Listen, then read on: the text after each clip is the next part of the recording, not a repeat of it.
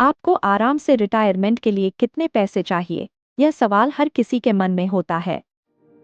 आमतौर पर विशेषज्ञ कहते हैं कि रिटायरमेंट के बाद की सालाना खर्च का 70 से 80% आपके पास होना चाहिए। अगर आप हर महीने 50,000 रुपए खर्च करते हैं, तो आपको कम से कम 1.5 से 2 करोड़ रुपए की जरूरत होगी। लेकिन सिर्फ पैसे ही नहीं, आपको यह भी सोचना होगा कि आपकी जीवन शैली क्या होगी। क्या आप यात्रा करना चाहते हैं या फिर अपने शौक को पूरा करना चाहते हैं?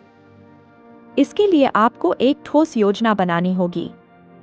मान लीजिए, अगर आपकी मासिक जीवन शैली का खर्च 50,000 रुपए है, तो एक साल में आपका खर्च 6 लाख रुपए होगा।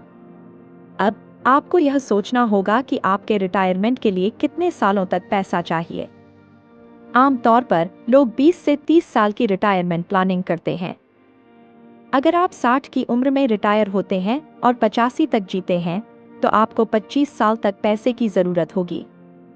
हम सभी जानते हैं कि रिटायरमेंट के लिए हमें अपनी जीवन शैली के हिसाब से पैसे की जरूरत होती है। लेकिन क्या आप जानते हैं कि आने वाले 20 से 25 सालों में महंगाई, इन्फ्लेशन के कारण आपको कितने पैसे चाहिए होंगे? आइए एक उदाहरण लेते हैं। मान लीजिए, आज आपकी महीने की जीवन शैली का खर्च 50,000 रुपए है। भारत में महंगाई दर औसतन 6 से 7% के आसपास रहती है।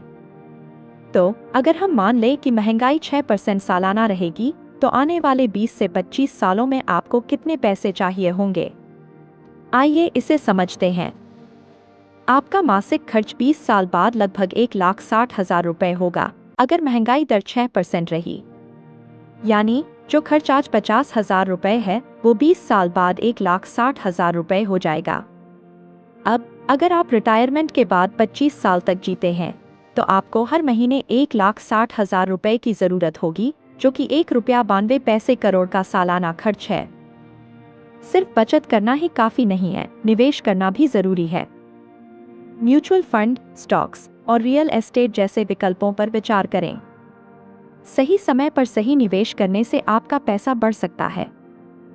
याद रखें, रिटायरमेंट का मतलब सिर्फ आराम करना नहीं है, बल्कि अपने सपनों को जीने का भी है। इसलिए आज से ही अपनी रिटायरमेंट की योजना बनाना शुरू करें। आशा है कि यह जानकारी आपके लिए उपयोगी रही होगी। अगर आपको यह वीडियो पसंद आया हो, तो लाइक और सब्सक्राइब जरूर करें। और आपके मन में कोई सवाल हो तो कमेंट में पूछें।